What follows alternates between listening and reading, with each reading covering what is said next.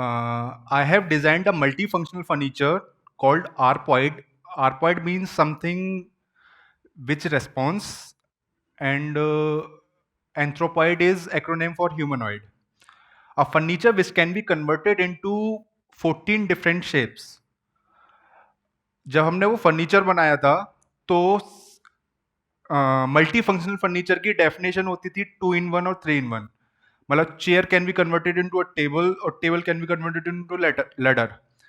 तो हमें ये था कि एक बेंचमार्क सेट करना है कि इस मल्टी फंक्शनल फर्नीचर की डेफिनेशन चेंज करनी है. तो क्या ये जर्नी यहाँ से शुरू हुई, आर्किटेक्चर कॉलेज से शुरू हुई? नहीं, ये जर्नी शुरू हुई स्कूल से. स्कूल में मेरा एक जुड़वा भाई होता था जिसे रिस्पॉन्सिबिलिटी दी गई थी मुझे पास कराने की. मैं एकेडमिक्स में बिल्कुल अच्छा नहीं था, तो उसके मार्क्स आते थे 100 में से 90 एंड मेरे आते थे 100 में से 09. तो जब कॉपी चेक होती थी मैं उससे बोल देता, यार घर पे जाके नहीं बताना कि अभी कॉपी चेक हो गई है, पीटीएम तक का वेट करते हैं. तो पूरा सपोर्ट करता था. फिर मेरी सारी प्रिपरेशन वो कराता था. तो हम बैठ के साथ में पढ़ते थे. मैंने बोला कि मेरी सारी प्रिपरेशन हो गई, सोने का टाइम हो गया है, मैं सो रहा हूँ. तो वो इतना एक्यूरेट था कि बोलता था पेज नंबर 28 का क्वेश्चन नंबर 7 सॉल्व कर दे और सो जा. क्योंकि उसे पता होता था वो क्वेश्चन मुझे नहीं आता, मैंने जस्ट बोल दिया कि मेरी प्रिपरेशन हो गई है. तो उसके बाद मैं बस एकेडमिक्स में पीछे रहता था, बाकी क्रिएटिविटी का सिलसिला चलता रहता था. पेंटिंग कंपटीशन हुआ या साइंस एग्जीबिशन हुए, मेरे से अच्छे मॉडल कोई नहीं बनाता था स्कूल में. मतलब उस लेवल पे मैं सारे वर्किंग मॉडल बनाता था. एंड सारे मॉडल ऐसे होते थे कि ये आइडिया आया कहाँ से है. तो वो साइंस एग्जीबिशन कितने दिन चलता था? 1 दिन 2 दिन. तो 1 दिन 2 दिन के लिए मुझे सब अप्रिशिएट करते थे, एंड बाकी साल के 365 दिन ये क्या कर रहा है, इसका क्या होने वाला है लाइफ में. तो पेरेंट्स को भी लगता था कि क्या क्या ही करेगा. तो 11th 12th तक तो उन्होंने मुझे सपोर्ट किया साइंस एग्जीबिशन में सारी चीज़ें प्रमोट करने में. 12th में जाके वो भी थोड़ा परेशान हो गए कि जब ये पीसीएम नहीं निकाल पाएगा तो ये करेगा क्या. तो मुझे पता चला कि एक कोर्स ऐसा होता है जिसमें फिजिक्स एंड केमिस्ट्री नहीं आता, मतलब उसमें आपको टारगेट करना है बस मैथ्स. तो इस तरह मैंने आर्किटेक्चर सेलेक्ट किया कि आर्किटेक्चर में आते हैं. तो आर्किटेक्चर के लिए भी 50% पीसीएम में आना चाहिए. अब मैंने फिजिक्स केमिस्ट्री के डेरिवेशन तो याद कर लिए, बट मैथ के नहीं कर सकते थे. तो जब बोर्ड का एग्जाम आया मेरे सामने तो मैंने टोटल कैलकुलेट करके दिया, मुझे 27 नंबर का पेपर आता था. मैं, यार ये तो आर्किटेक्चर फिर रह जाएगा. तो पहले मैंने वो 27 नंबर का किया, मैं मधुर शर्मा रिस्क ले लेते हैं, मैंने 27 नंबर का क्वेश्चन चेंज करके दोबारा कर दिया.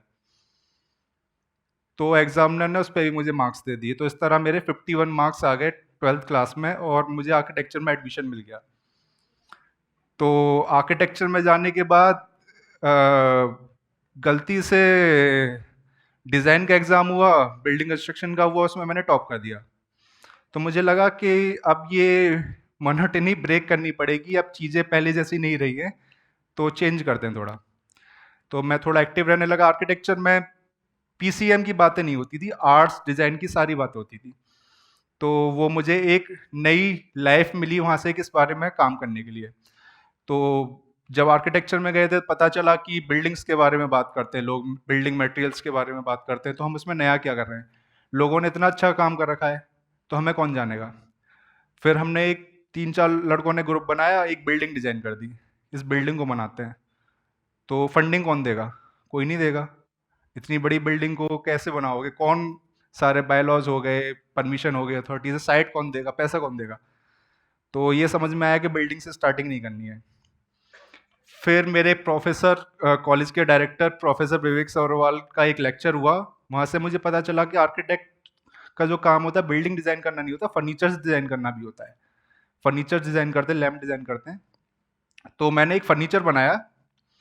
एक्चुअली वो एक कंपटीशन के लिए बना था, मैं सेकेंड ईयर में था एंड थर्ड ईयर के लिए कंपटीशन फ्लोट हुआ था कि एक मल्टी फंक्शनल फर्नीचर बनाना है 1 cubic feet of would say. तो थर्ड ईयर बिजी रहता था इंटर्नशिप में, तो मुझे बोला कि तुझे ये डिज़ाइन बना के वहाँ लेके जाना है. तो मैंने बोला ठीक है, मैं इस पे काम कर लेता हूँ. पहले मैं भी इंटरेस्टेड नहीं था उसमें. फिर मैंने वीडियोस देखे मल्टी फंक्शनल फर्नीचर होता क्या है. 3 या 4 मैक्सिमम 4 तरह की शेप में जो कन्वर्ट हो जाता है उसे इंडिया में मल्टीफंक्शनल बोलते हैं। और अगर हम बाहर की भी डेफिनेशन देखें तो 3 या 4 में कन्वर्ट होने वाला मल्टीफंक्शनल फर्नीचर हो गया। तो हमें ये था कि यार ये बेंचमार्क सेट करते हैं, इसके लिए हमने एक फर्नीचर बनाया। जो फर्नीचर पहले बना वो था 7 in 1। प्रोटोटाइपिंग होने के बाद वो हुआ 10 in 1। और जब प्रोटोटाइपिंग हुई उसके बाद जब वो कंपटीशन में मुझे लेके गए तो वो हो गया 14 in 1। एक ही furniture which can be converted into a side table, low floor sitting for single person, TV unit, a chair, a study table, a centre table, a partition. तो उसे हम वहां लेके गए। फिर हमारे आर्किटेक्चर फेटर्निटी में एक प्रॉब्लम होती है ईगो की। तो बहुत सारे जजेस आए थे, सबको अच्छा लगा, बट उन्होंने बोला कि ये आजकल की जनरेशन ये करती क्या है, ये दिन भर फोन लेके बैठी रहती है और ये वहां से उठाया हुआ आइडिया है और हो ही नहीं सकता किसी ने बनाया ये, और ये तो मैंने 2 साल पहले अपने क्लाइंट के लिए बुक किया था। हम वो डिज़ाइन कंपटीशन हार गए। उसके बाद हम बैक टू आर्किटेक्चर, वही बिल्डिंग कंस्ट्रक्शन एंड डिज़ाइन। फिर थर्ड ईयर में जब मैं आया, मैं एक आर्किटेक्ट ऑफिस में इंटर्नशिप के लिए गया। वो एक ऐसी आर्किटेक्चरल फर्म थी जो मेरी ड्रीम फर्म थी कि मुझे इस ऑफिस में काम करना है, क्योंकि वो सस्टेनेबल काम करती थी। उस ऑफिस में 6 महीने काम करने के बाद मैंने ये सीखा सस्टेनेबिलिटी होती क्या है। जब मैं कॉलेज में वापस आया तो सारे फैकल्टीज ने पूछा कि आप लोगों ने कॉलेज ऑफिस में क्या क्या सीखा। तो सबने बताया कि मैंने ये सीखा सस्टेनेबिलिटी क्या होती है, मैंने ये सीखा कि एयरपोर्ट्स कैसे बनाए जाते हैं, बिल्डिंग्स कैसे बनाई जाती हैं, या नई डेफिनेशन किया, मड आर्किटेक्चर क्या है, बैम्बू आर्किटेक्चर क्या है। मेरे से पूछा मधुर तूने क्या सीखा, मैंने सीखा कि ये काम नहीं करना है। तो फिर करना क्या है, तो करना ये है कि नहीं तो अब ये जो ड्रीम फर्म थी जो वो काम कर रही है, वो अगर ये सस्टेनेबल है तो ये सस्टेनेबल मुझे नहीं करना है। तो यार फिर तो कुछ और करना पड़ेगा। आर्किटेक्चर कर नहीं सकते, इंजीनियरिंग में जा नहीं सकते, फिजिक्स केमिस्ट्री मैथ अच्छा नहीं है, फर्नीचर्स में जजेस ने बाहर कर दिया, तो अब करना क्या है। फिर लगा लॉकडाउन। लॉकडाउन में मैंने अपनी स्टोरी बनाई एंड स्क्रॉल किया क्या क्या मैगजीन्स में, कौन कौन से मैगजीन्स हैं, ऑनलाइन क्या क्या पब्लिश होता है। बेटर इंडिया को मेल भेज दिया। बेटर इंडिया की एडिटर का रिप्लाई आया कि हम आपकी स्टोरी कवर करना चाहते हैं। अच्छा ठीक है। मैंने उन्हें बताया कि ऐसे ऐसे फर्नीचर मैंने ये बनाया, पूरी स्टोरी उन्होंने कवर की। उसके बाद वो चेन बननी शुरू हो गई। बेटर इंडिया की स्टोरी कवर करने के बाद हमारे पास आर्किटेक्चर प्लस डिज़ाइन मैगजीन से एक मेल आया, फिर वुड न्यूज़ मैगजीन से, एंड 15, 20, 30 ऐसे न्यूज़पेपर्स, मैगजीन्स और ऑनलाइन प्लेटफॉर्म से मेल आने लगे कि हम आपका इंटरव्यू कवर करना चाहते हैं। तो धीरे धीरे मैं गूगल पे आने लगा। तो गूगल पे आता था आरपॉइड, क्योंकि फर्नीचर का नाम था रेस्पॉन्सिव एंथ्रोपॉइड। तो मैंने सोचा यार अब इसके ऑर्डर भी आने लगे तो एक कंपनी बना लेते हैं। तो नाम सोचा क्या बनाते, किसी ने बोला कुर्सी वाला के नाम से बना ले, किसी ने बोला कि कोई फर्नीचर फॉर्नीचर बना ले, फर्नीचर मतलब फॉर्नीचर। तो मैंने बोला मार्केटिंग में पैसा बचाते हैं, आरपॉइड के नाम से कंपनी फॉर्म करा लेते हैं। मैंने आरपॉइड के नाम से सारे जीएसटी रजिस्ट्रेशन एंड सारे सर्टिफिकेशन करा ली, क्योंकि कंपनी ऑलरेडी गूगल पे आती थी आरपॉइड के नाम से। फिर मुझे एक दिन कॉल आया अनुज रामत्री का, जो जिनकी वजह से आज मैं यहाँ पर खड़ा हूँ। तो हम आपका इंटरव्यू कवर करना चाहते हैं।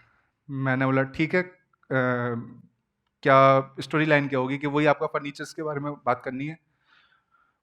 उसके बाद मुझे OMG ये मेरा इंडिया से कॉल आया कि हमें आपका इंटरव्यू कवर करना है। मैंने बोला ठीक है। अभी तक इंटरव्यू कवर हो रहे थे एंड मेरे घर वाले मुझे पुश कर रहे थे कि तुझे मास्टर्स करनी है आर्किटेक्चर के बाद एंड बहुत बड़ा आर्किटेक्ट बनना है, क्योंकि बैचलर्स डिग्री से कुछ नहीं होता। एंड मैं अपने गेट वेट की प्रिपरेशन के लिए लगा हुआ था। तो मुझे एक दिन कॉल आता है मेरे एरिया के डीएम का कि मुझे आपसे बात करनी है और आपसे मिलना है। तो मुझे तो वही लगा था कि अभी मुझे गेट वेट निकालना है और मास्टर्स के लिए जाना है। तो मैंने ठीक है सर, मैं आपसे मिल लूँगा, कि आप कब मिलोगे। मैं सर मैं बताता हूँ। तो मैंने अपने फादर को बताया कि मुझे ऐसे डीएम सर का कॉल आया है। तो उन्होंने बोला तूने क्या बोला? मैंने बोला उनसे कि मैं बताता हूँ। तो बोलते हैं डीएम वो है या तू है? बोलते हैं, हम उनके डिस्ट्रिक्ट में रह रहे हैं बेटा, उनसे मिल क्या। तो मैं गया उनसे मिलने। तो उन्होंने बोला कि ये क्या क्या कर क्या रहे हो? मैंने बोला ऐसा ऐसा फर्नीचर बनाया था, अभी वो पब्लिश वगैरह हुआ है, तो कंपनी वगैरह बनाई है, ऑर्डर्स वगैरह आ रहे हैं, इसी पे काम कर रहा हूँ। कि नहीं ये तो नहीं कर रहे, अगर कर रहे होते तो ये सब ऐसे नहीं चल रहा होता। तो मुझे पता चला कि गेट तो नहीं करना, अभी मास्टर्स उठा के रख देते साइड में। फिर मैंने कंपनी बनाई अपनी, कंपनी को मैंने प्रमोट किया, ऑल ओवर वर्ल्ड से मेरे पास ऑर्डर्स आए, हमने कुछ ऑर्डर फुलफिल किए, एंड 2022 में कंपनी फेल हो गई, रशियन वॉर में कंपनी फेल हो गई। फिर लोगों ने बोला कि और डिज़ाइन बना, मैंने और डिज़ाइन बनाए, धीरे धीरे सारे डिज़ाइन फेल होने शुरू हो गए। सब लोगों ने बोला कि इसका हो गया, डिज़ाइन फेल होने शुरू हुए। फिर मैंने 2 साल का ब्रेक लिया। जिस कंपनी में मैं अपनी मैन्युफैक्चरिंग कराता था उसमें मैंने जॉब करी। जॉब करने के बाद मैंने कारपेंटर्स के साथ काम किया। कारपेंटर्स के साथ काम करने के बाद मुझे पता चला जॉइनरीज क्या होती हैं। अकाउंटेंट के साथ काम करने के बाद पता चला अकाउंट्स कैसे मैनेज करते हैं। 2 साल के बाद मैंने कम बैक किया, R.2.0 मैंने बनाई। 2 महीने पहले मैंने कंपनी लॉन्च करी है एंड वो बहुत अच्छा कर रही है। तो लाइफ में कभी भी किसी भी चीज़ से हार नहीं माननी है। तो फेलियर आते हैं, अप एंड डाउन्स आते हैं, वो आते रहेंगे, ठीक है। उसके बाद भी एक स्टोरी और थी, जब मैं पीछे हट चुका था कि अब फर्नीचर्स नहीं बनाने, अब कुछ और करना है। तो मैं एक थीसिस प्रोजेक्ट के लिए देहरादून गया था। तो मेरे साथ और भी बच्चे थे। तो बोलते हैं कि यार एक रिजॉर्ट में जाना है, काफ़ी महंगा रिजॉर्ट है, वो लोग अपना केस स्टडी नहीं करा रहे, क्योंकि केस स्टडी में आपको उनका किचन भी देखना है, कोई अपने किचन में अलाउ नहीं करेगा विजिटर्स को के देखने के लिए। मैं गया, मैंने उनके ओनर से बात करी कि ऐसे ऐसे मैं आर्किटेक्चर स्कूल से आया हूँ और मुझे केस स्टडी करनी है आपके यहाँ की। तो बोलते केस स्टडी तो हम करा देंगे, बट आप ये बताओ हमारा फर्नीचर कहाँ है। मैंने बोला मतलब? कि हमने आपको अपना फर्नीचर ऑर्डर किया था, आप ये बताओ वो कहाँ है। मतलब आप मुझे जानते हो? तो मुझे लगा कि यार ये सब लोग किसी उम्मीद में बैठे हैं एंड मैं बैठा हूँ कि मुझे अपनी बैचलर्स कंप्लीट करके मास्टर्स के लिए जाना है। तो मैंने डिसाइड किया कि नहीं अब तो आना ही पड़ेगा। जब मैं बिजनेस में आया तो दोस्तों ने बोला कि तेरा कोई फैमिली बैकग्राउंड नहीं है बिजनेस का, तो कैसे करेगा। तो मैंने उन्हें एग्जांपल दिया। इस देश के सबसे बड़े बिजनेसमैन कौन है? Any guesses? Mister Tata. And पता है वो कौन है? वो एक आर्किटेक्ट है। तो मैंने उन्हें एग्जांपल दिया कि जब इस देश का सबसे बड़ा बिजनेसमैन एक आर्किटेक्ट हो सकता है तो मैं क्यों नहीं हो सकता। एंड आर्किटेक्ट्स की प्रॉब्लम भी उनके साथ नहीं है, he is very down to earth. तो जब सारी चीज़ें हो गई, मैंने पेटेंट वेटेंट फाइल किए, पेटेंट मिला, मैंने उन्हें भेजा अपने जूरी मेंबर्स को कि ये मेरा फर्नीचर अब पेटेंटेड है। तो बोलते हैं कि वो तो कॉपीड था। मैंने बोला कॉपीड नहीं है, पेटेंटेड है। तो बोलते हैं इसे बचा के रखने, नहीं इसे कॉपी कर लेगा। मैंने बोला कि जब पेटेंटेड है तो कॉपी कैसे हो सकता है, कि डिज़ाइन को ट्विस्ट करके कॉपी हो जाते हैं। मैंने बोला ठीक है।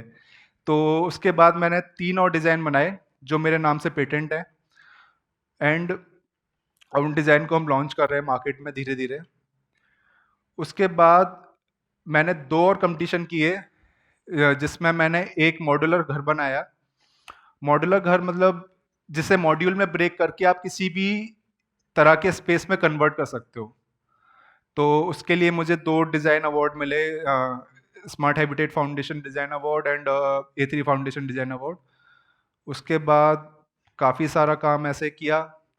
लास्ट में मैं बस यही बोलना चाहूँगा कि जो मेरे मेंटोर मेरे से बोलते हैं, keep your face in sky but feet firmly planted on earth.